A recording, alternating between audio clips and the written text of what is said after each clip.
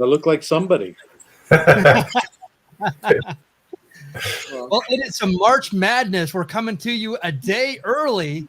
It is not an illusion, but another Carvers and Creators. This is season 2, episode 32 of Carvers and Creators, a weekly demonstration and discussion with pumpkin carvers, sculptors, and multi-talented artists. We please ask that you give us a like and a follow on the platform you're watching us on. Let us know in the comments where you're watching from, and if you have any questions for the carvers and our special guest. Let's meet the Carvers. First, he's an artist and sculptor from Boston, Massachusetts. He's a 2019 champion of Food Network's Outrageous Pumpkins, Paul Dever. Happy Thursday. Hey, Paulie. Hey, guys. Yeah. How's it going? Happy Wednesday to you. Oh, good point. Sorry. Creature of habit. Go something yourself, San Diego. He reads whatever they put on the prompter. Next, he's a multimedia sculpture artist from Tucson, Arizona, and a finalist on Halloween Wars 2019 on the Food Network. Matt Harper, welcome. Hi, guys. Happy Wednesday. Happy Wednesday to you as well. Our guest tonight has spent 40 plus years working with clay and creating great characters influenced by a two-generation legacy in Hollywood effects. His film credits include Terminator 2, The Thing, The Fly, J.J. Abrams' Star Trek, among many others. Please welcome Rob Burman. Welcome. Yay! Speech. I am somebody, huh? Well, we're so happy to have you here, Rob. Thank you so much. Thanks. My name is It's Michael always fun. Mondragon. I'll be running the show, moderating comments, and chiming in from time to time. Let's check out our carves from last week. The carving subject was terrified cyclopean. Matt killed it. Yeah, this is what I kept thinking of. Rob, when we spin the wheel and the anxiety really starts, it was more of a, okay, how do you get a cyclops that looks terrified? Because you can't do, raised eyebrows or like that terrified look. So the bottom of these things is naturally, more round, right? So I incorporated just, areas that I left for little hands where he's like freaking out. So that it ended up being fine, but it's still, I was trying to convey the whole time, just trying to give something terrified. So, But you that's know my what? little guy. If I block off the bottom half and just see the eye, he still looks terrified. Oh, well, I'll take that. Oh, I love it. It's really in what you did with the wrinkles above and below, and the angle of the eye off to one side that it looks so wide. Like horses do that; they go oh when they're scared, and I think that looks more terrifying than even if you hadn't done the hands. Oh, thank you. It's Well, look at it this high way. In praise. this day and Not age, that the hands suck or anything like that. No. well, it's terrifying now to think about putting your hands in your mouth with all the germs. Well, yeah. No, Maybe awesome that's why job, I'm Matt. so scared. The veining on the hands, everything. Yeah. Awesome. Thank you. Super Yeah, awesome. Great this job. one was a fun one. Thank you, guys. Good enough to eat. Yeah. Yeah. Yes. Paul. Wow. Amazing. Also cool. Not Oh my this out God. of the park. Cool. Out of the Thanks. park. Yeah. Yeah. Wow. When we were on the show, Paul, I could kind of start. We were joking that this kind of looks like plankton, and then he went there with him. I was like, oh my God, it looks like, the detail you pulled out of what is a little silly cartoon, it just blows my mind. It's very excellent, Paul. Thank you very much. Well, it's obviously not a portrait of plankton. It was sort of, when I finished, I was like, well, if I just throw some arms, legs, and antenna on it, it'll be funny. But yeah, the detail takes a long time. But the thing about this is, see how dark it is, right? So every now and again, you get one of those squash it doesn't seem like it's going to be really good. Same thing with a pumpkin. Sometimes you don't think it's going to be that thick.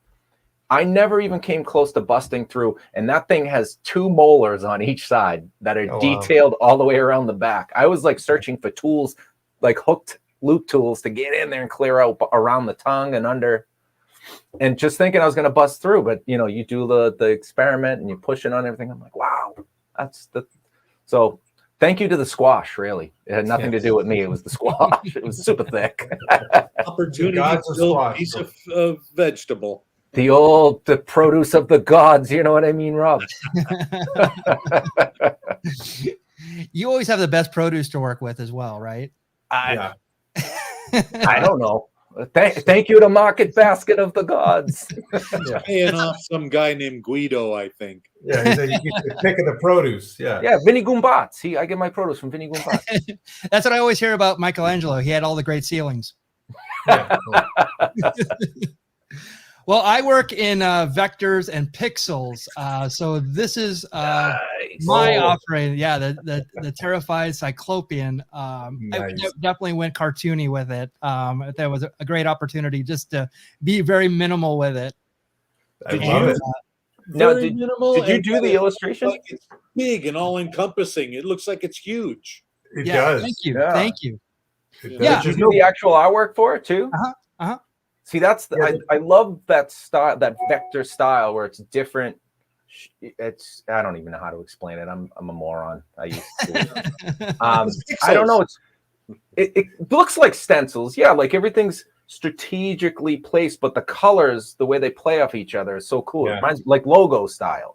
Mhm. It's And something. the fact that there's no border on it does make it look gigantic. Like this could Right. be the size of a building. Yeah, I love it. And that's exactly what I was looking for. Because Rob, if you don't know, like most of the stuff I do, they've been saying it looks like album covers or T-shirt art.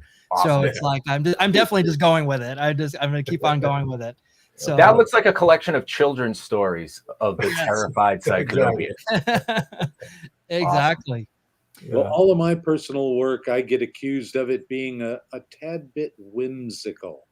Call ourselves That's like serious artists with a hint of whimsy. Now, is that supposed to be like a backhanded compliment, or is that No, like that's what I do. Is on my business card for years. Okay. Okay. That's what we are. I everything I do has something. You know, I fulfill the job's description, and then there's something in there that I've got in there that, if you notice it, is like a wink and a nod. okay, gotcha. Yeah. All my work does that. Gotcha. Sure, it should have your fingerprint on it. And whimsical is a good fingerprint to have. Yeah. 100%. So, Rob, I'd like to introduce you to the fourth member of Carvers and Creators responsible for choosing our carving subject tonight. It is the Hollow Wheel, the Sinner Spinner. And as always, Paul will tell you more about that right now. All right. Happy Wednesday, everyone. Got to correct that. That's cool. Okay, here's the wheel. So, Rob, what we're going to do tonight is we're going to spin it 2 times. The first spin is the inner spot, and that's going to be our subject. And the second spin will be the emotion in which we try to portray. Now, we do still have one empty spot from last week. And with your long list of accomplishments, I know you can come up with something we could throw on the board right now to round it out.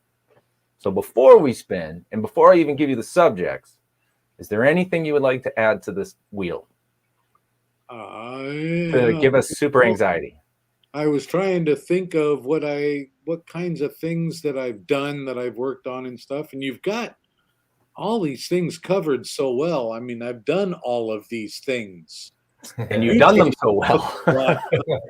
Mutating's like, oh crap. That covers almost everything. But let's say, how about superhero? Ooh, all right. That we haven't had that on there in a while. Yeah. All right. I like it. Having done the Power Rangers first movie, I think that's kind of appropriate. Yeah. Awesome. Right. And I like the ability for it to kind of take whatever direction you want to go. It's not a specific character. I love that. Yeah. It's not. It could be. Doesn't have to be like, Superman. Doesn't have to be a Power Ranger. Who knows what the hell it is? Thank God, because we had to do Gollum a couple weeks ago, and that was tough. Grueling. Yeah. All right. I don't know what that looks like. So for our other choices we've just added superhero. We have mutating, nightmare fuel, voluptuous, fantasy, psychopathic, outer space, guest choice, primate, and villain.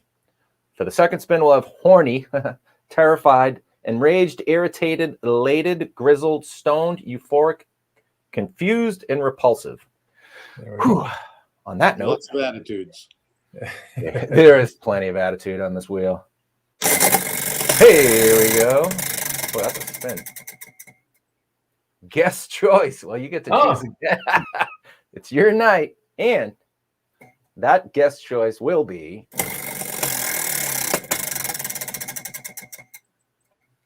enraged. Ooh. Oh, well. So, Okay. Yeah. So you get to pick anything on pick. the board. You could stay with what you put on the board, or you could go a completely different direction, and we have to attempt it. Then I'm going with mutating. That was my favorite. I like that. Enraged Yeah. mutating. That's a good one. Enraged mutating thing. Jesus. Oh, well, I like that word thing. It's enraged, it's mutating, whatever that is. Oh, that's awesome. That opens up a lot of doors. Inside, outside, upside down, you know. Wow. Okay. All right. It's spelled correctly? I don't think so. What to do? Okay. My brain just hit a road bump or a speed bump or That's something. what it does. Yeah. As soon as you decide to be creative, your mind goes, what? Wait a minute. I have to. Mine trips the breaker. I just completely go. I gotta reset. Yeah. But no, that's okay. good. How dare you look at that? What school did you go to? That would be an indictment on my high school, so I don't want to come out of this.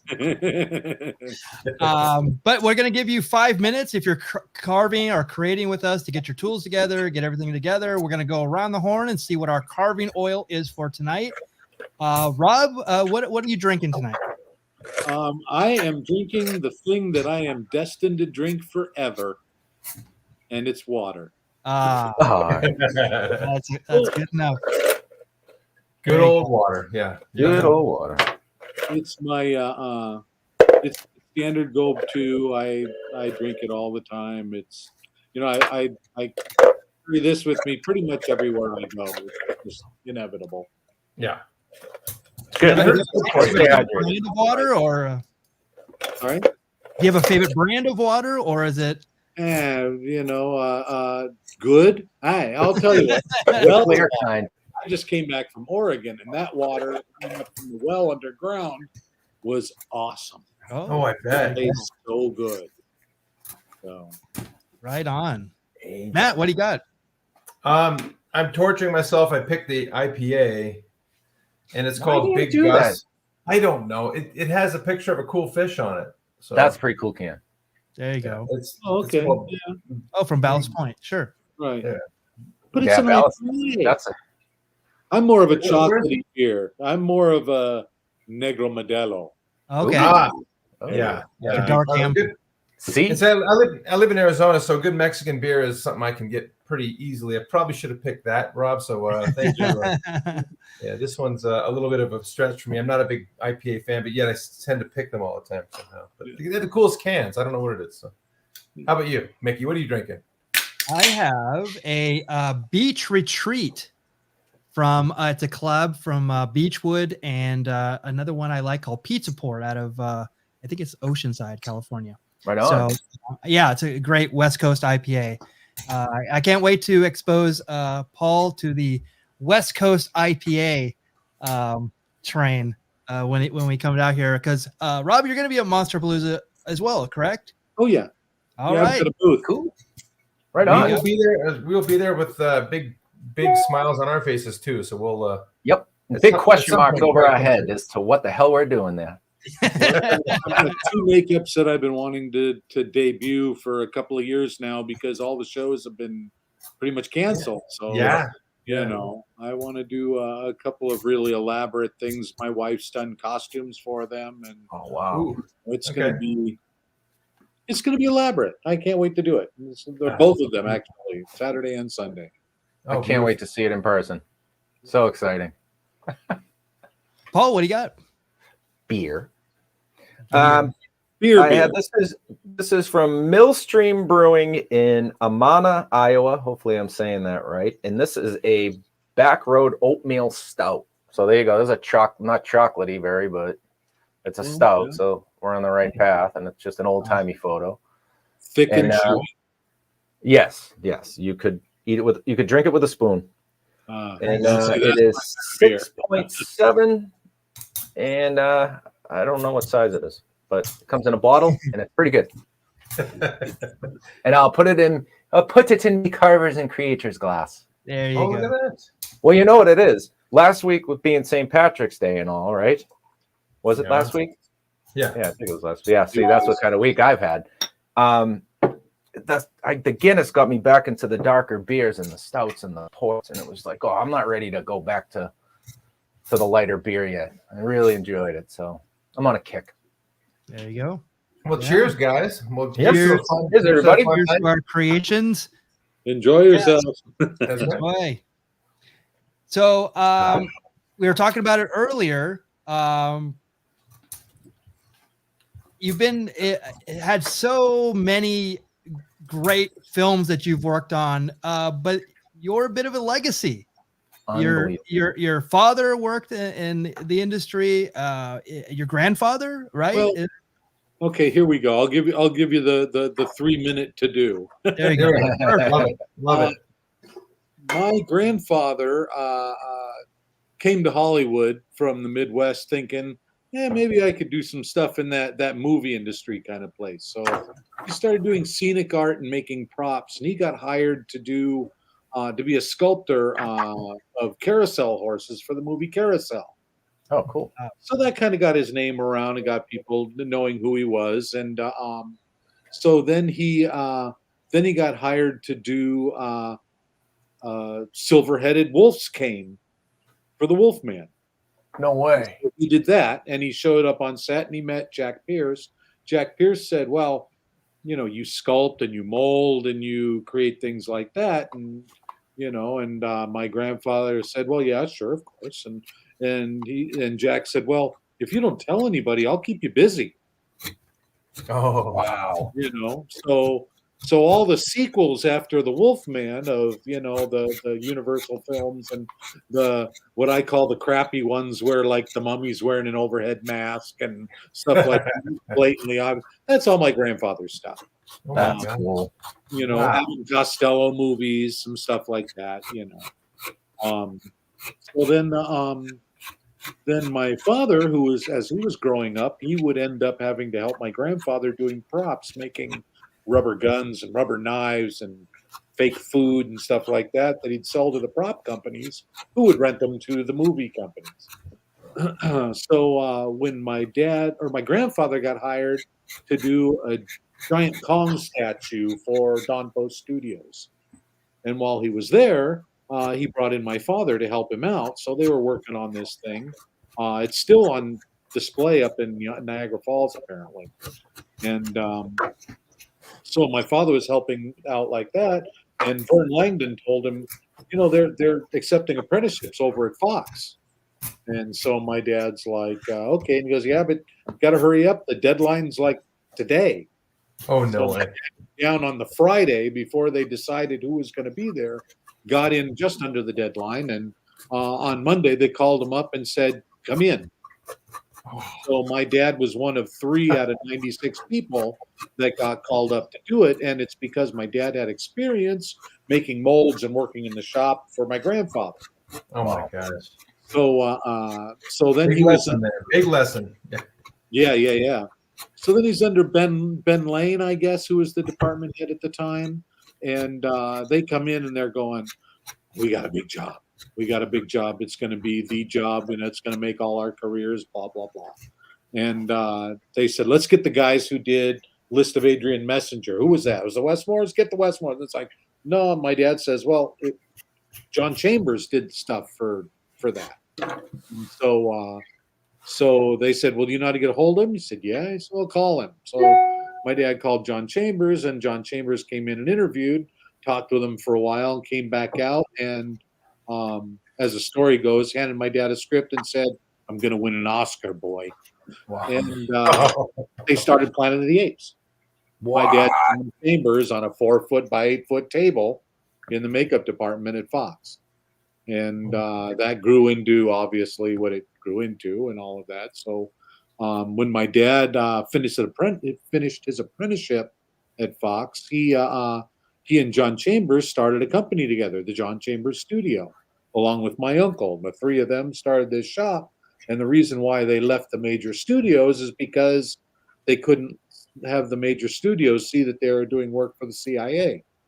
Oh, Which I knew nothing about, but they did. They, in fact, that's how John Chambers was like in the movie Argo, because John Chambers was helping to train agents to get people out of Iran during the hostage situation. oh my God! So, you know, if you metaphorically panned to the left a little bit, my dad would be there.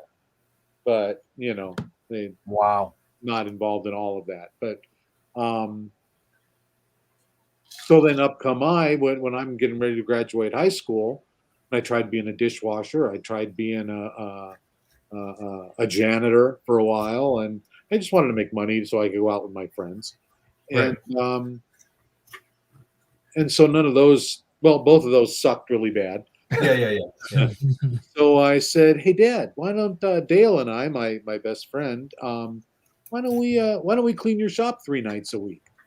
He said, "Okay, that sounds good." So he would come into a clean shop the next day, theoretically anyway. But I'd be in school, and then next thing you know, there would be a note because somebody would come in from the office and give the teacher a note. The teacher would take note and say, "Robert Burman, they need you in the office." And so I'd go to the office. "What's going on?" "There's a phone call for you." "Okay, who is it? What's going on?" Be my dad, and he'd say, "Where'd you put this? Where'd you put that?" You know? Like, "Yeah, it's over here. It's over there. I didn't see it. I don't know." He'd say, "Come in after school." I'd say, "Well, but I was going to go hiking after school." No. I need you after school. So I started coming in after school, part time. I cleaned all the floors. I cleaned all the shelves. I stocked all the materials. I learned what cleaned up what and what all the materials were and how they were used. And I did all that wax on, wax off Karate Kid shit before I was actually allowed to actually do anything. Yeah. And then he taught me how to do foam latex, which I still think is the easiest thing to learn if you want to do this kind of job and get paid to do it. Learn to do that and you'll work all the damn time because nobody likes to do it and they're terrified of it. And it's easy as shit. You know, it's just baking. It's simple. Well, that's what I was going to ask. You have to bake that, right? Yeah. You bake it. You mix it up and you foam it up like meringue, and you put some chemicals into it and you put it in the oven and it does its thing. How long after you put it in the oven can your wife come behind you and put cookies in said oven? Or do I need a separate oven? You need a separate oven. Damn it. Okay. Yeah. I've got a separate oven out in the shop. In fact, I have an air circulating oven. I don't know why my brain isn't thinking about it right now, but what they call them convection oven? Convection oven, yes. Oh, okay. Yeah, convection oven is best. It helps to prevent hot spots and stuff. Like kitchen ovens are terrible for foam latex because they give hot spots and they cook like 50 to 75 degree temperature variances, and that's never good for something that could burn. Good to know. Good thing I talked to you. So my first films at my dad's were my very first thing that I did is I was trimming parts and things for Sgt. Pepper's Lonely Hearts Club Band. Wow. Cut it out. Yeah, with Peter Frampton. Peter Frampton, yes. Yeah, and Burns. the statues of the old band. The old guys stand there holding their instruments and stuff. So my dad did those, and then I did Happy Birthday to Me and My Bloody Valentine. I was support during that. And then we went on to The Beast Within and Cat People. Oh, Cat People. Yes. That was awesome. And then Cat People was over, and he was about to lay me off, and he got a phone call from his friend Kenny Diaz, who said, "We need a film runner." And he's like, "Well, take my son. I'm not using him anymore right now." Like, okay, great. So I went over and interviewed on that, and I worked for 5 months on The Thing for John Carpenter. 14. One of the How old were you? How old were you? Just 19. Oh my God. Yeah. What a dream. But now, okay, it's still one of my favorite movies of all time for a million reasons. Me too. It's awesome. Even if I didn't have anything to do with it, it's pretty incredibly well done. It's the best the best non-CGI film effects Ever. ever. Yeah, hands down. So all three of my daughters, I've got 3 girls, and all 3 of my daughters, that's their favorite. We'll call it a horror movie. That's their favorite suspense movie. Yeah. But it is. But the practical effects in that are mind-boggling today. Right. And it's just a testament to what went into making that so well done and then well acted. I mean, every single one of those actors, you're just like you're tense from the second that thing starts. And anyway, it just. I even learned to like the end, which at first was like, really, that feels like such a cop out. But then in the long run, it was like, you know what? It really actually works well. It's perfect ambiguity of you just don't know what's going to happen. And yep. I thought that was great. Now, Rob, when you were on that set, and I mean, or I guess that's the question. So anytime I picture it, I actually feel physically cold. I mean, because I'm picturing myself in Antarctica and stuff. Yeah. I never went there. You never went to that set, but I mean, so did you? So what was it like, creating those iconic creatures with that team? And I mean, tell me about that process, because I imagine it was just it was a lot of going, what the hell does he think he's doing? I don't know. We'll see what it looks like. Really? I guess maybe a lot of that, Okay. like, well, we can hope a lot. And gosh, they want me to put these together. I just don't get it, All right. But hell, I was 19. I was still young. I was still a kid. I was Yeah. still coming from a sort of studio system that my father had ingrained in me of, the apprenticeship program and all of that. He came from a time where everybody wore a suit and a tie and, that kind of thing. Oh yeah. It was the first generation that was like t-shirt and jeans. It just it changed everything, and everything was new, and nobody knew what anything was going to happen or what could happen at that point. Nobody even dreamed that the computer would take over and do what it did at that point. Yeah. Right. Yeah. We were just trying to make rubber monsters look cool. Mission accomplished. Yeah.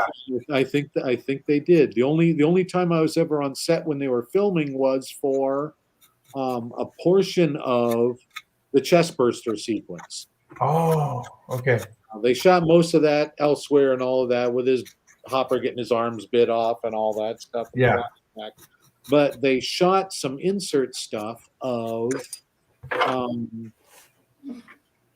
Norris on the table with his chest already open, shooting across like a fire bar that was across him, and then the duct monster hanging down from the air duct above it. Yeah. So they wanted to get a shot of like the head or like the head on the table and all that going on. And so they did a couple of those. And the first shot they shot, and we pumped tons of goo. Yeah. Goo was something I think it was called Carbapool. And it was basically solvent based. Oh, Gooey, but it was solvent based. It made the foam swell up and do weird shit, and plus was gooey and all kinds of stuff. The more stuff that Rob could put into it, the more organic the whole thing kind of looked. yeah. Yeah. And so they did take one. Okay, that's great. We had a guy underneath that was moving the head, and some guys around on the sides, and me back on the side with a bunch of other guys, all putting these fire extinguishers that were full of the Carbapool goo. And it was like action, go. And the whole thing was mayhem. But second take, they get ready. Okay, everything's ready. We're getting ready. Okay, light the fire bar. They lit the fire bar, but the whole room smelled of acetone. Oh, Jesus. Poof! A big fireball around the effect that singed all the chest hair off of it, and basically the effect on fire. And I look around and I realize there's no fire marshal on set. There's no. I mean, I know all our fire extinguishers are full of solvent goo, so that's not going to do anybody any good. But there were happily a few different small fire extinguishers, and they got the whole thing out relatively quick. But the guy underneath was like, "Hey, I'm trapped down here. I'm not getting out." Yeah. Like, great. Okay. Oh my God, that's Wild West. That is like it was crazy. It was just us effects guys and John Carpenter, really. I mean, maybe a camera guy, but that was about it. Yeah. Wow. That's insane. It's changed a little bit, huh, since then? Probably there. Sorry? Safety's changed a little bit since then on set. Boy, you know, and okay, you go from that to the other end of my career where we just worked on a TV show about, you know, a brilliant kid that's a spin-off of another TV show that about an older guy who was brilliant and his geeky friends and whatnot. Anyway, this young kid and everything, in order to do his life cast, we had to submit to 2 days of COVID testing and Oh my God. Yeah. and masks and shields and paper suits and, you know, the whole gloves. I felt like a space alien just coming in to cast the guy's head.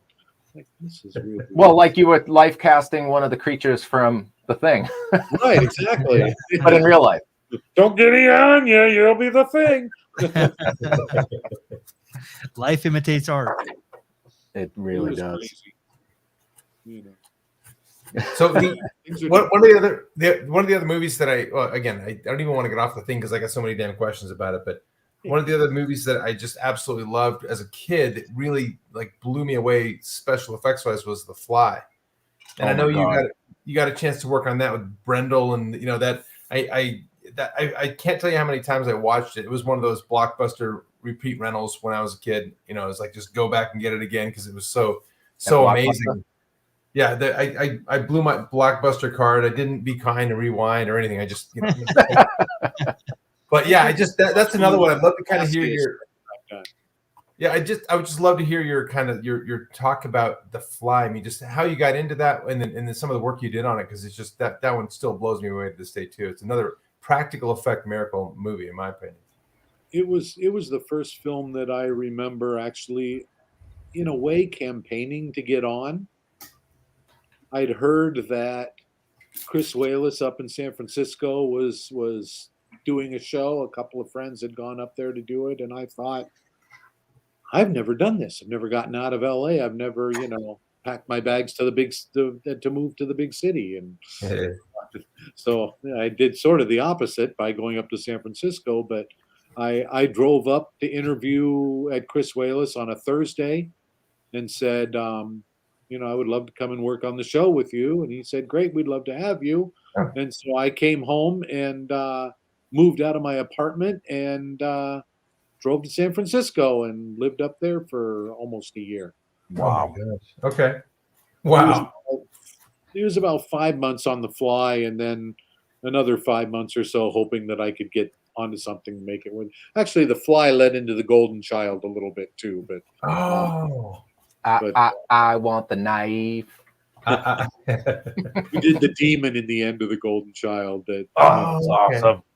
We did some of the, like a full-size puppet of the miniature demon. Okay. That I guess ILM did. And we did a couple of third-scale versions that catch fire and that kind of thing. Wow. But The Fly was a lot of molds, a lot of foam. They put me in charge of the foam department. I don't know why. Just strange that they put me in charge of foam. And then when Jeff came in to be fit for all his pieces, they decided to pre-assemble his suits on him. We had like 2 suits of 2 stages, so 4 suits, I guess. And they built a little like closet out of sheets and stuff, and me and this guy Jonathan Horton would assemble the suit on him every day. Oh wow! For like 2 days, you know. And I thought it was really exciting to be able to be there with Jeff and all of that. But you know, as we're starting to put the pieces on him, because I had to assemble the full body suit and everything over spandex, he would say, "So, you guys read the script yet?"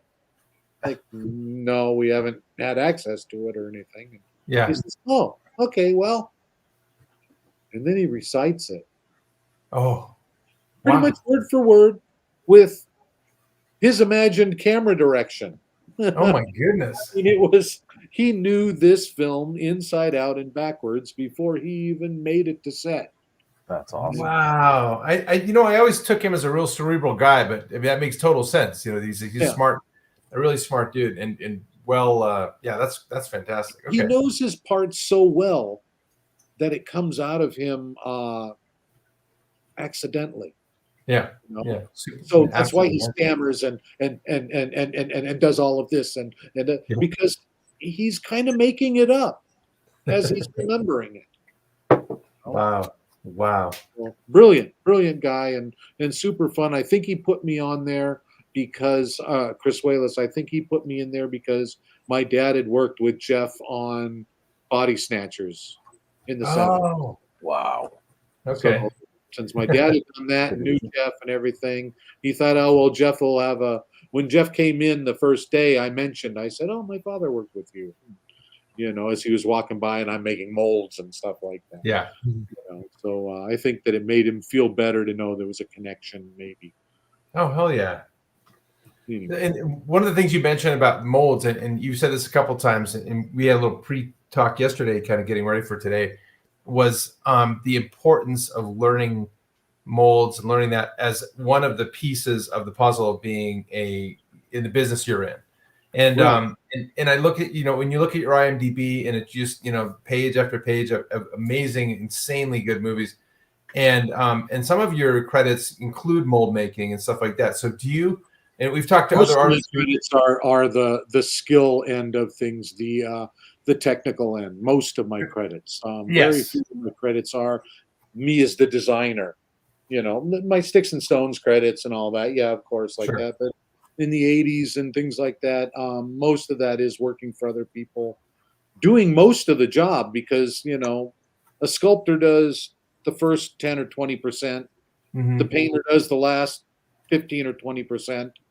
But the mold maker and the caster and the person that does all of the stuff that actually makes everything does 80% of the job. They're usually on before the live cast. So, they're on before the sculptors. And they're on way after the painters because they're asked to do the finish work because they're the only ones that know what's going on. So, they end up on the whole job instead of just these little pieces because all you want to do is sculpt and paint. Yeah. Everybody wants to sculpt and paint. Right. That's the fun part, right? But to your point, I mean, the importance of being a jack of all trades gets you paid for every one of those different pieces, right? Isn't it? Yeah. And mold making is sculpting with a time limit. I love it. Okay. Like you guys have a time limit working on vegetables and things like that, and fresh stuff. My mold is I've got 30 minutes, or that plaster is going to set. Period. Mm-hmm. Got it. Yeah. So it's all the same to me, just a different medium. It's amazing. I find the mold making process to actually be one of the more intriguing aspects of it, because that's the do or die portion of it, right? You screw up the mold, you could screw up the entire sculpt. Sure. So it's like you got to be all in and really be on top of things and really pay attention to kind of the science of it too, right? I mean, even if your proportions are off, if you're mixing stuff, it's not going to set right. Here's a great story about making a mold, 3-piece mold on a big cat monster head. I'd spent a week and a half sculpting, really beautiful looking thing, model it after my cats and all of that stuff. But it was huge. It's, it's big. 3-piece mold, 2 in the front because it's got a long muzzle. So I did 2 in the front, 1 up the back. Got the first 2 front pieces made, attached wooden frames to them and everything, big ultra cal molds. Got the whole thing finished, rolling it over to put it on its face so that I could mold the back piece. And the mold ripped itself out of the frame in my hands and fell on the floor on its face and snapped the whole front end and crushed it flat. That's what I'm talking about. Oh my God. I went and leaned against my car. I was working out of my garage. I'm thinking they just gave me $45,000 to make a monster, and I just smashed the head. And I got to be on set in 2 weeks. Oh my God! But then you're thinking, well, they just gave me $25,000 to make a monster because I just have to go back and spend all that money. I'm thinking Costa Rica maybe. Yeah. Let's get the hell out of here. Instead, I just stepped back and started sculpting again and finished it by midnight and started the mold again. Had it done by like 4 a.m. Wow, that's quick turnaround. Unbelievable. What choice did I have? Well, yeah, what else are you gonna do? Costa Rica. You know, the nice thing is it looked meaner. It wasn't good. quite as cool in the long run, but it definitely looked meaner. Like, okay, it was angry. Yeah, sure. You were sculpting with emotion at that point. Yeah, you're pulled from your own emotions, I'm sure. Yeah, it came out. So anyway, you just do. You have to. Sure. It happen. My theory about why the Venus de Milo has no arms. Couldn't start over again, but started breaking things. Oh, shit. Started with a pinky. Tink. Oh, crap. Okay, maybe it doesn't have hands. Take the other one too. Yeah. Oh, shit. Probably right. Yeah. It would make total Nobody sense. starts off to make a statue without arms. I mean, come on. There's always a first. So Mickey, I know you have a million pictures. So yeah, this is, oh my God, this is that's a stunt makeup. I gotta know, because this is my all-time favorite movie. When I was growing up, I was sick to my stomach that I wasn't a Goonie. That's how obsessed I was with that movie. It's one of the best ones of all the right. That one and Ghostbusters are up there amongst probably like Ghostbusters, Goonies, The Fly, The Thing. Yep. They just kind of, and then maybe even Power Rangers if you come back up into the 90s, just because of their iconic imagery and all of that. Absolutely. Well, that was a bitch of a show. Oh my God. I did that the year I got married and started my first business. Oh yeah. Yeah, no stress. No stress at your house that year. And the costumes were heavy. They were like 45 pounds a piece. And oh my God, really? You know, well, we had to make them. They made us use this fabric. That's the reason they're the colors that they are, and the way we built them, because this fabric was a double process spandex that had vinyl coating on it, a color coating, and then like a sparkle pearl coating over the top. Mm-hmm. Well, that took all the stretch out of the fabric. Oh. So instead of it being spandex, it was like leather. Oh. You know? Yeah. So we had to make an undersuit that fit them without their body casts. We had to do it purely by measurements and all of that, because they wouldn't let the Rangers off of the daytime show long enough to come and have their body cast. Oh my God. Toward the end, they would send them to us at night and, take up 6-8 hours every night to build the costumes on them after they were done shooting all day. So that's in amazing. the end, more to not do the body cast. And so then we also had to take this fabric and put it over our sculpted parts. All of our sculpted parts, had all that detail to make it look like armor. They wanted them to look like Ferraris. Well, we had to vacuum bag that fabric over the top of it and glue it all in.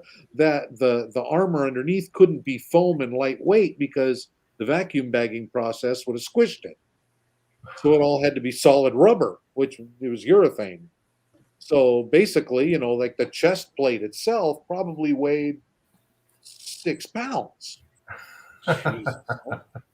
Probably 3,000 grams of urethane or something.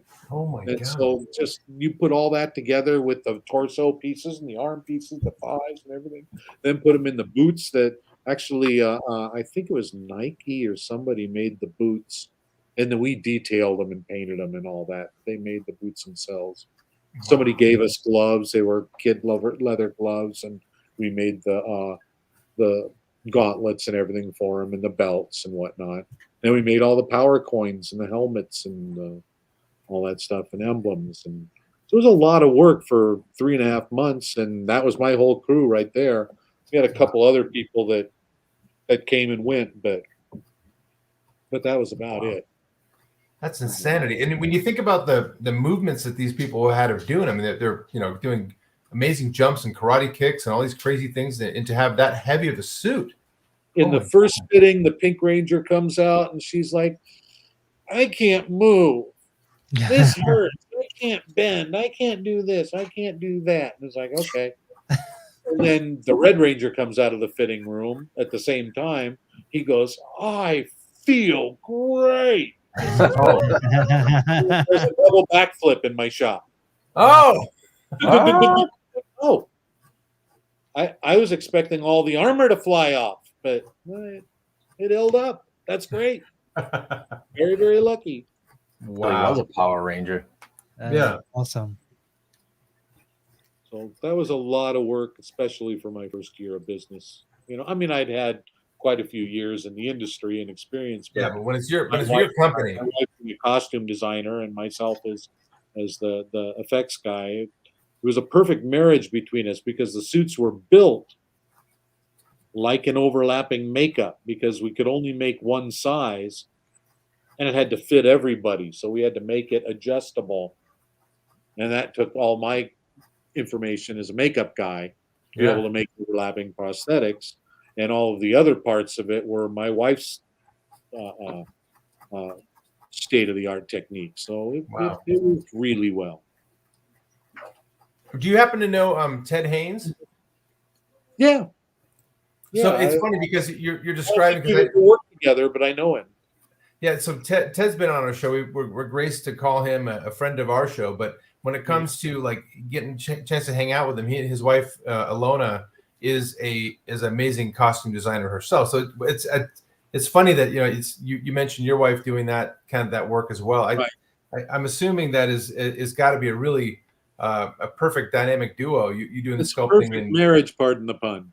Oh yeah, perfect marriage. Yeah, Ted and Alona are doing because I started doing these classes up in Idaho, in St. Anthony during August.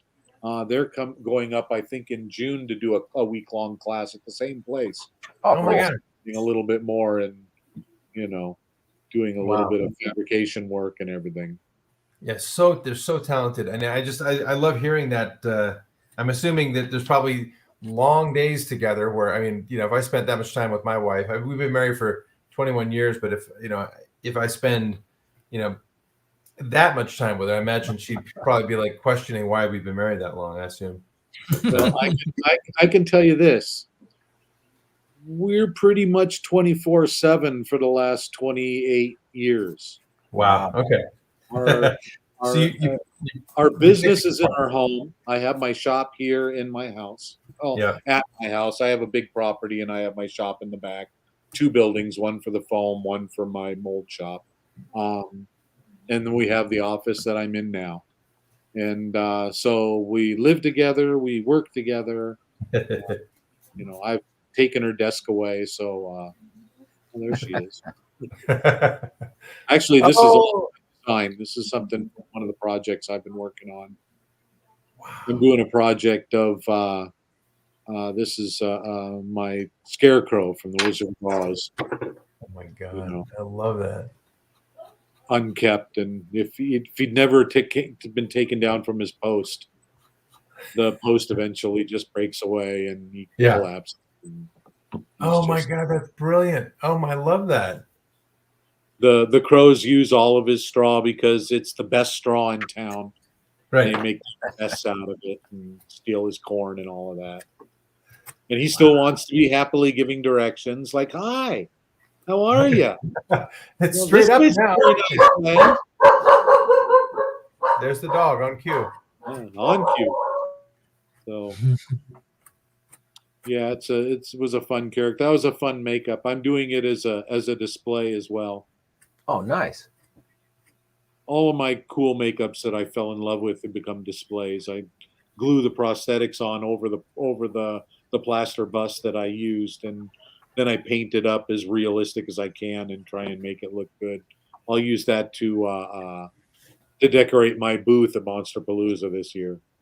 Oh, nice. Cool. Have my Carl Fredricksen from Up and my Herbert from Family Guy and things like that. So should be fun. I love it. And I love that you do that too, where you take animated characters and bring them to real life. Like the Up one is just hilarious. So good. I just want to see what they look like, you know. Exactly. Fun, you know. This one can't walk 10 feet without people stopping him to get pictures taken. You know, just constantly. He could not move. I think in like a 2-hour period, he walked maybe 100 yards. Wow. And then we have pictures of him walking down Hollywood Boulevard at the Avenue of the Stars in front of the Chinese Theater. Nice. Yeah, I'm sure he got stopped once or twice on that walk, maybe. Well, they kicked him out because he doesn't have the permit. He didn't have the permit from the. He wasn't there to take money or anything like that, but it was kind of taking money away from the people who were there, and so. I was gonna say, I'm surprised the 3 Spider-Mans and 15 Batmans didn't kick his ass for like going on their turf. I think they were thinking about it. What about the Elmo? The Elmo probably could have come in and Elmo. Oh, it's really crazy. Yeah, but my Wicked Witch of the East. This is the make I'm doing. I'm doing at Monsterpalooza. Oh, cool. I don't know how we're gonna stay glued to the booth when we want to run around like a child. Yes. To see all this stuff. I go and see everything I need to see Friday night, and then Saturday I'm at the booth, and Sunday I'm at the booth. Okay, that's the way to do it. Okay. The makeups are done at the end of the day. Maybe I have a little bit of time, or I have a few minutes when I first come in early. Since I have the booth, I can do a walkthrough real quick first thing in the morning. But that's about it. Otherwise, you know, all the years of IMATs and Monsterpaloozas and stuff like that, I'm always stuck at a booth somewhere. Yeah. Well, there's not that much that I'm that interested in seeing there anyway. I mean, yeah, the stuff's all cool. And there's lots of great masks and everything, but I'm not a collector of that. My favorite booth at Monsterpalooza over the years was a woman who sold insects mounted in little, you know, boxes with glass fronts and oh wow, you know, and bats, dried bats, and dried bats. Okay, now we're talking. You know, just all kinds of really cool. That was my favorite booth at the place. Well, Rob, I don't want to get you too excited, but I think you're going to have a new favorite booth after this year. Right. I think you're going to like our booth. Huh? You think so, huh? Yep, we're going to have a slush machine just for you. Yeah, we're going to have dried bats too. Free ice cream and dried bats. Well, you have to have something to do with all of the carving extras. Yeah, exactly. I'm literally eating them as I go. Yeah, exactly. One bite at a time. That's it. That's the only way I get my vegetables, like by carving something. Yeah. My mother was a boil in a bag, bird's eye vegetable gal, and vegetables to me tasted awful. I couldn't stand it. And now I have to be a vegan, so yeah, it just bites. How's that work, right? My grandmother used to tell me we'd get scurvy if we didn't eat vegetables, and I had no idea what scurvy was. I had no idea it was basically extinct. But it sounded cool. I'm going to be a scurvy dog. Yeah, at one point, but back when you're 7 years old, you're like, whatever that is, I don't want it. I'll eat. Just put it in front of me. I'll eat it. Whatever scurvy is. This spider that you see right now, 32 feet across. Wow. Built it in 9 days. Oh my God. And delivered it, waved the on the left. Okay, the left one and the right one are two different ones. The one on the left is the first one. The first one we built it in 9 days, all foam constructed and everything, over an armature frame and everything. We put it in a truck and waved goodbye so that they could film it the next day. And didn't hear from him again for about 3 months. And then just around Thanksgiving, because we did that in like August, around Thanksgiving, I got a phone call while I was on another job. We were doing, I was at Last Samurai over at Mark Rappaport's. And I get a call that says, "Did you make the giant spider?" I said, "Yeah." They said, "Do you have it?" I said, "No." I waved goodbye to it after you gave us 9 days to make it. Yeah. They said, "Well, we're not sure where it is. We'll have to call you back." No way. So they called me back in a few hours and they said, "Can you make it again?" What?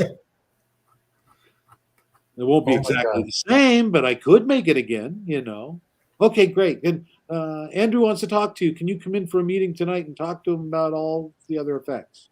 Oh my God. So and then he blew me off that night and asked me to come back the next night.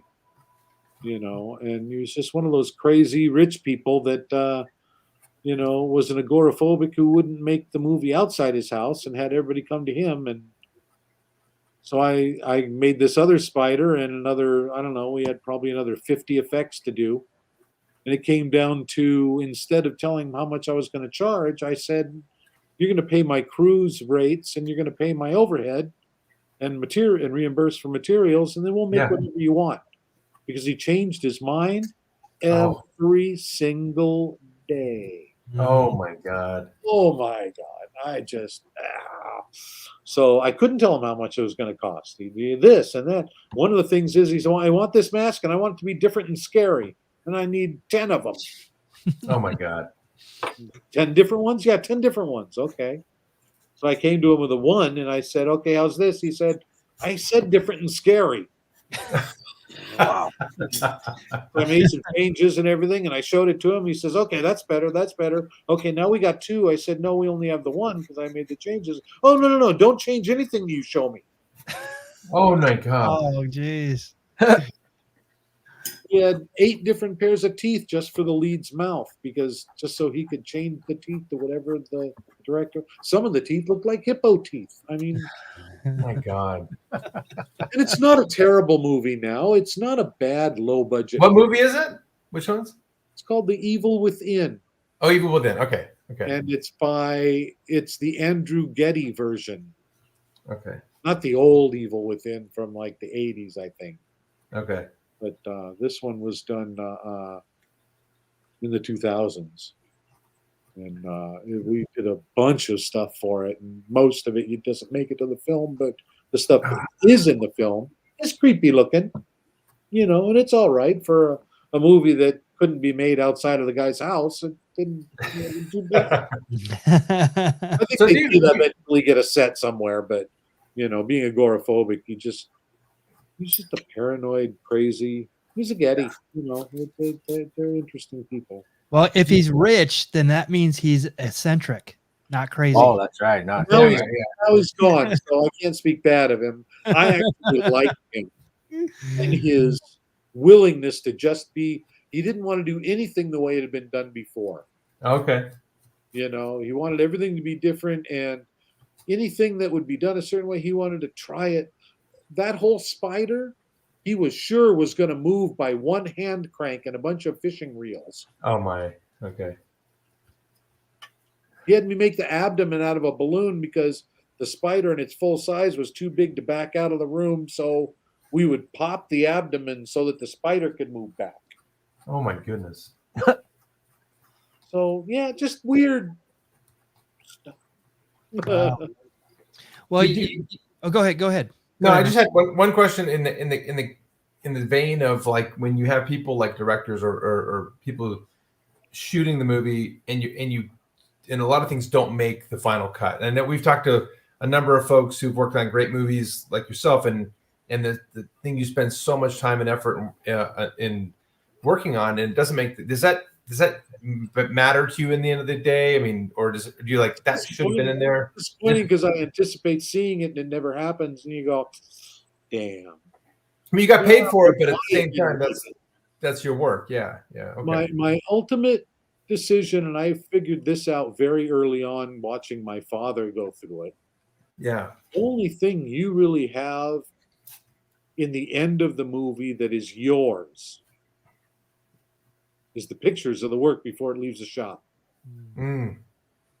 After that, I don't know what's going to happen. I don't know. Good point. Okay. I might get some magical shots on set. I might never see it on set. I might not ever go. Or if I'm there, maybe it's magical, maybe it's not. Maybe the director knows, has a DP or a gaffer that knows how to light it. Maybe they know how to shoot it right. Maybe all of these other effects, and then they color correct the movie and it doesn't look right. Oh, okay. So there's all that. So when it works, it's like, yeah, that was great. there's a movie I did called Brown's Requiem, where there's a scene where we did a shot in Brian James' forehead, like in the old Blade. Yeah, the bullet hole. Yeah.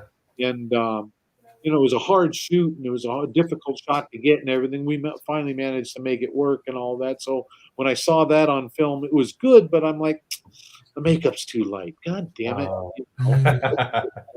And then the other thing that we did for that is we did a full body dead makeup on actor Will Sasso when he was like 450 pounds. Oh so, my, yeah. Giant guy laying there on the floor, and a wolf is supposed to be eating at his shoulder.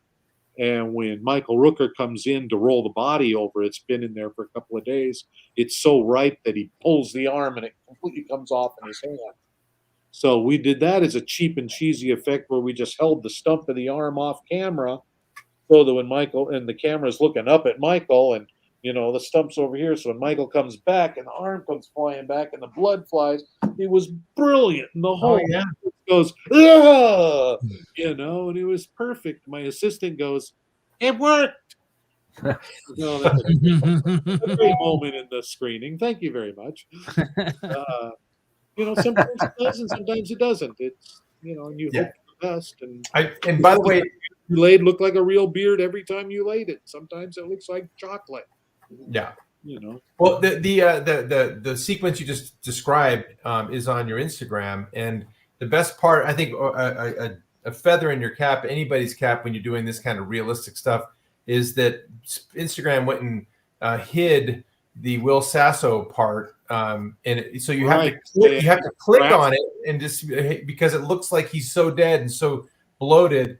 I'm like, when I went to that, and well, you can see the first one with the bullet hole, and that looks cool as hell. So if anybody's watching and they want to go check this out, but the sequence is timed perfectly because you've got the bullet hole, then you've got him in the corner that you have to click on because it's, you know, gory, and then you got the arm. So it's wonderfully done. I just I wish that had anyway. So it's fresh in my mind. It's not a bad movie actually. It just didn't really get the push and the promotion that it deserved. I don't think. Oh, okay. You know, Michael Rooker wasn't Michael Rooker yet quite. Okay. And, you know, Brian James was good in it, but he's not in the whole movie and whatnot. And anyway, it was a low budget film, didn't have the promotional push it needed. Oh yeah. Now you sent some pictures about some of the stuff you want to talk about. Foam gnomes. This is what I put the foam latex, and when I mix it up, it's like a light rubbery meringue. And, you know, and it's all liquid, and I pump it in through a syringe, a big injector into the molds. And then sometimes the foam gels it's supposed to gel. When it gels, it's a solid, but it doesn't have a memory. So you can poke it, push at it to make patterns in into it. These are some of the injector ends that gelled in the gun that I pulled out. When I pulled it out, I used a needle tool and a little other dental tool, and I pushed all those details into it to form and I baked it so that it stayed rubbery that way. So you would be amazing at carving pumpkins and squash and such like that. I probably would. Once I got used to the medium, it would be I'm sure I could do it pretty well. Yeah. Sounds like a Halloween follow-up show to me, boys. There we go.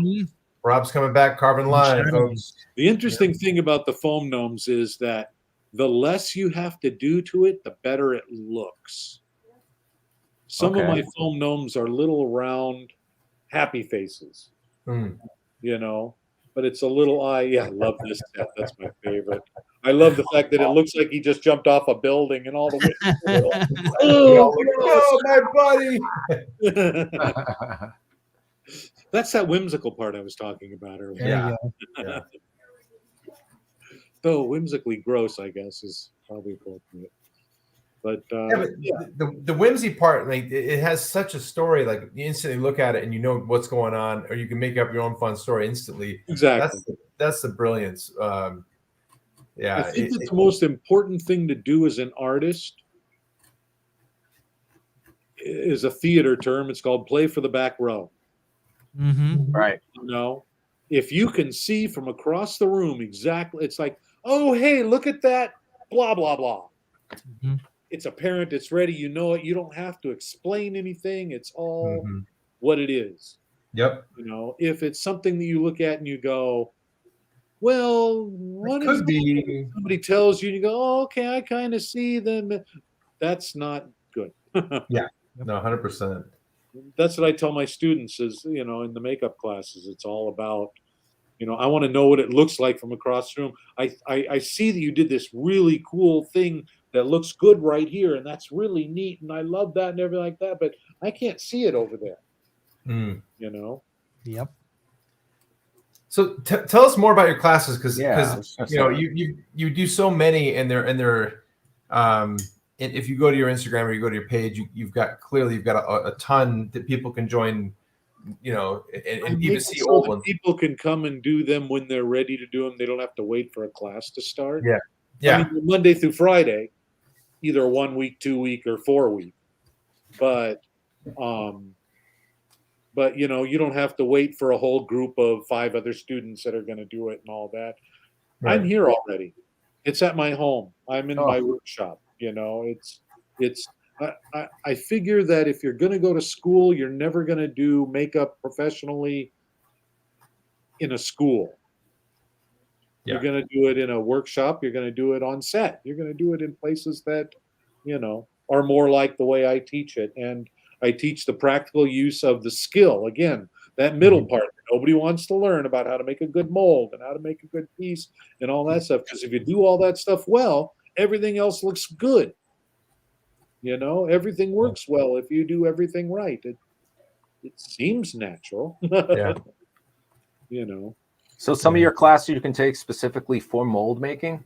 Well, each class, the pictures that you're looking at right now is my 1 week class. And on Monday you do a life cast of your actor or your model. On Tuesday you sculpt the piece that you're going to mold or you're going to apply. On Wednesday you mold the piece that you're going to apply. On Thursday you cast that piece. And then on Friday you apply it. Wow. Wow. Okay.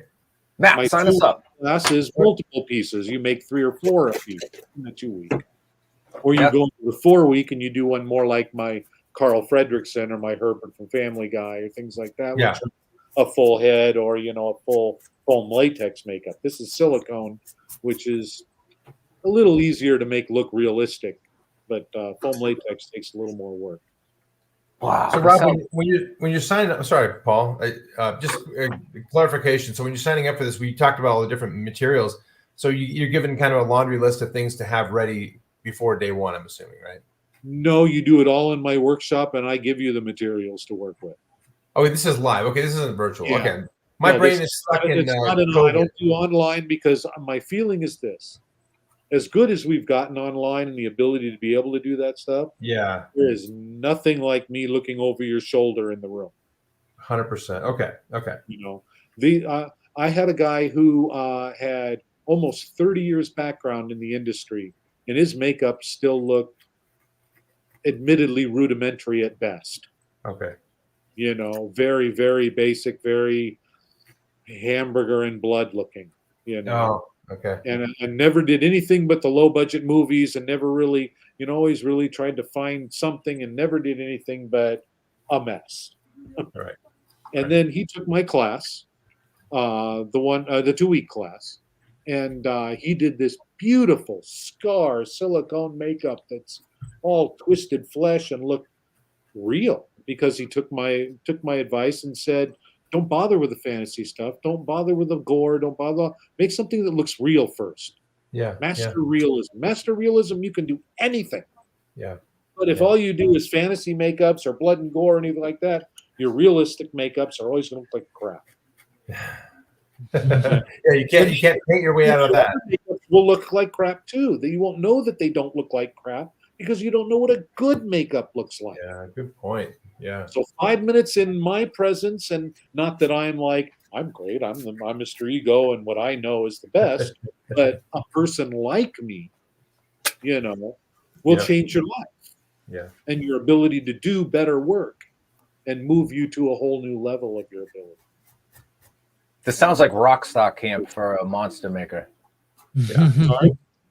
It sounds like rock star camp, like when the kids go to like band camp or rock star camp or whatever. That's what it sounds like for a monster maker, is a week with a master. Beat you over the head with the reality of it. Look, it's not all fun and games, pal. It's work and it's effort, and yeah, you got to do it. I've had students come to me crying, saying, "You don't understand. I've never had to clean my own room before." Oh, I can tell. And sorry, but you know, that's a story for their therapist. Do it because the universe doesn't care. Right. How would they deal if they lost their spider? Right. Exactly. Yeah, what are you going to do? What are you going to do when the mold rolls out of your hands onto the floor? There you go. Exactly. Well, to my wife, 10,000 kids are going to graduate school this year. What makes you so special? yeah. right? What makes you different? Why am I going to hire you? Well, I do beautiful lips. Yeah, I don't give a shit about your lips. I do beautiful eyeshadow. I can lay a good prosthetic. Okay, that's a little better, you know. But what can you save me money? I'm a producer. Right, that's all they want. 100%. Can you do beautiful work in less time than other people? I might hire you. That's it. Well, if my wife's watching, you know what I want for Christmas next year. You got nothing else to do, right? Rob, do a lot of people that take your class, do you find have you had any students that kind of went through your class and then became the next, guy or girl out there that you can I have people that I have trained that have Emmys. There we go. Okay. I wouldn't say he actually went through my school, but he was my assistant and helped me and worked with me for a good couple of years. That's got to be rewarding. And I gave him an opportunity, and then he won an Emmy with Steve Johnson on The Stand. Oh wow! Okay, Nice. so it probably feels rewarding. Yeah. Here's the two moments that have been the most rewarding for me. Yeah. Okay. The first was when I walked into my mom's workshop. She used to own Burman Industries, which supplies us with all our materials. Oh, great. Burman Industries, I went in there and her secretary said, "The Secret Service is here to see you." I'm like, okay, Secret Service. So as I was walking up, they noticed that it was me right away. They reached out their hand to shake it, and they said, "Mr. Burman, it's a pleasure to meet you. We use your videotapes to train our agents all the time." So that was I used to do a how-to video thing back in the 80s called the Video Guide to Makeup Effects. 80s Wow. and 80s. When VHS died, they never put it on DVD, so it died too. So that was a moment. That was a good thing. And they asked to consult with me and everything, talked about, wires and things and how to hide it and all kinds of stuff like that. So that was fun. Wow. Give me a little button that says Secret Service. Little S. And then the other one was when my brother brought me in to just help him on Mission Impossible 3. He did the head that gets milled into Philip Seymour Hoffman to fit Tom Cruise and turn Tom Philip. And so they had the masks and they were doing this whole thing. And it's the scene where Ving Rhames takes the mask off and goes and puts it on Tom Cruise, and they were doing it. And the eyebrows, which were lace eyebrows on a silicone mask, kept popping off. They needed them to stay on. My brother didn't attach them permanently because he didn't know how much they wanted to show and do and all that. So, and he was off making up Philip Seymour Hoffman at the time, doing the neck so he could pull it away like that, So they called for my brother, and I walked over. I wasn't working for production specifically. I was working for my brother. I'm not union. I'm not really supposed to be working on the show, Right. but I could work for my brother on the show. So anyway, I walk up and I look into the room, and they're calling for him. I said, yeah, Barney's busy doing a makeup. Can I do something? They said, "Can you make these eyebrows stick?" I said, yeah, sure, probably. And I looked around and I realized it was Ving Rhames, Tom Cruise, the head of Paramount,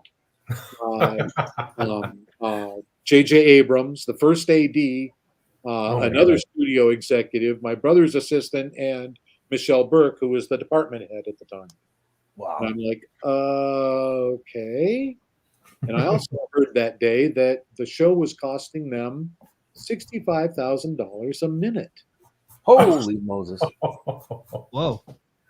And I looked at Michelle and I said, "Do we have extras of these eyebrows?" She said, "Yeah, no problem. You can do whatever you need to."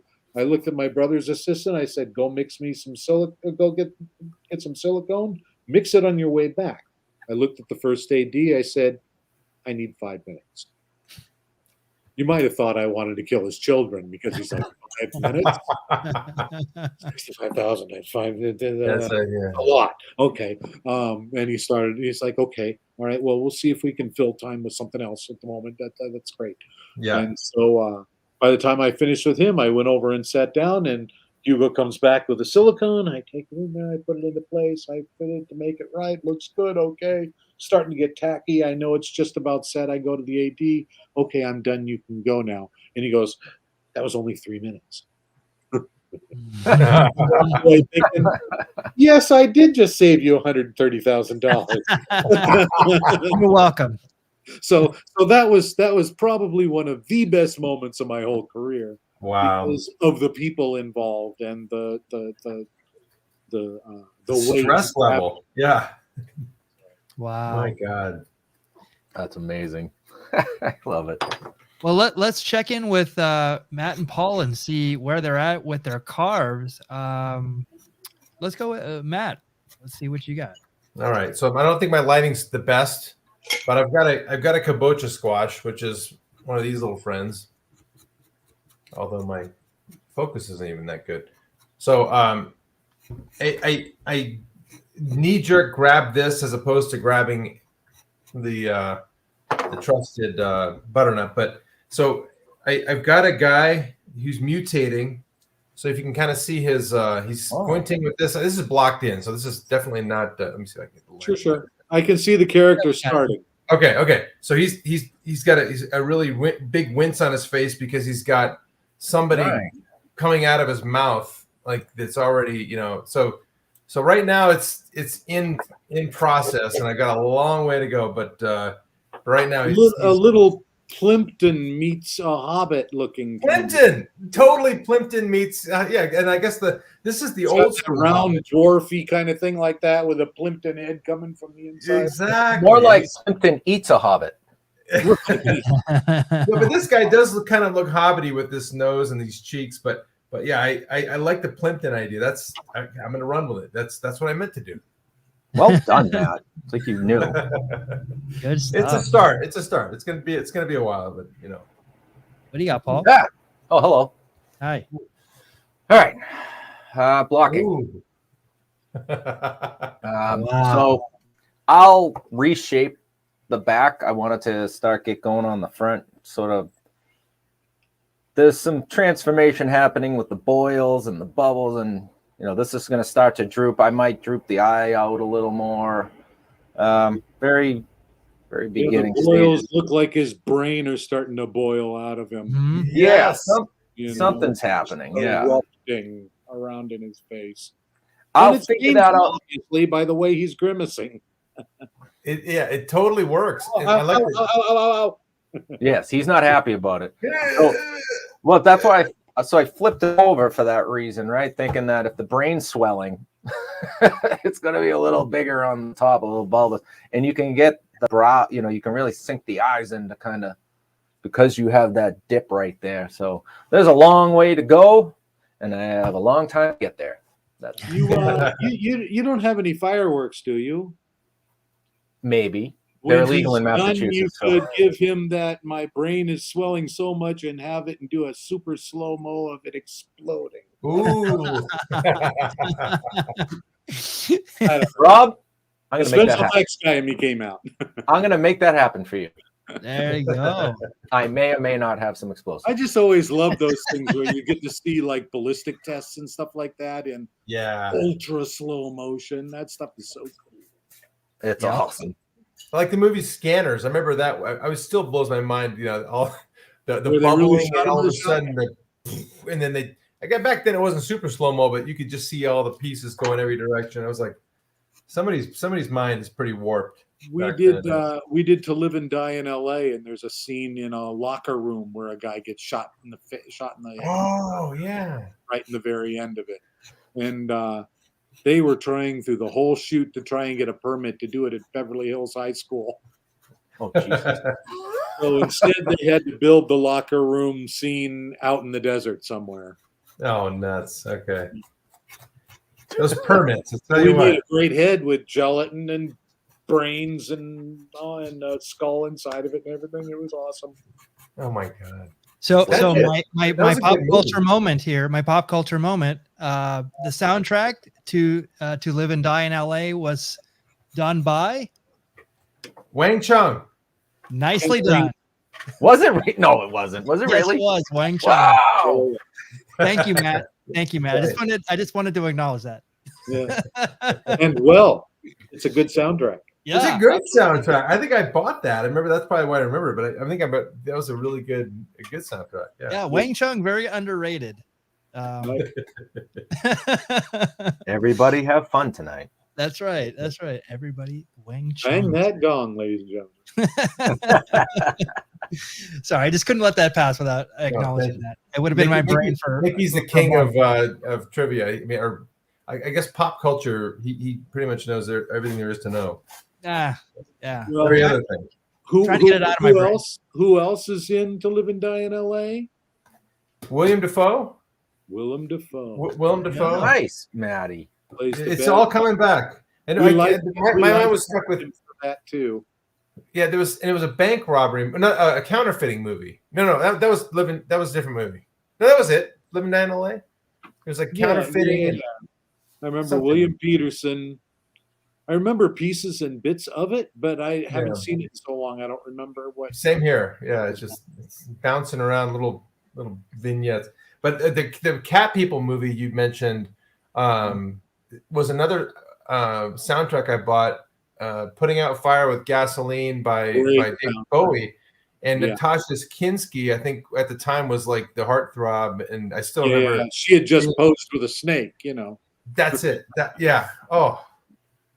Anyway, we did her body. Watch that too.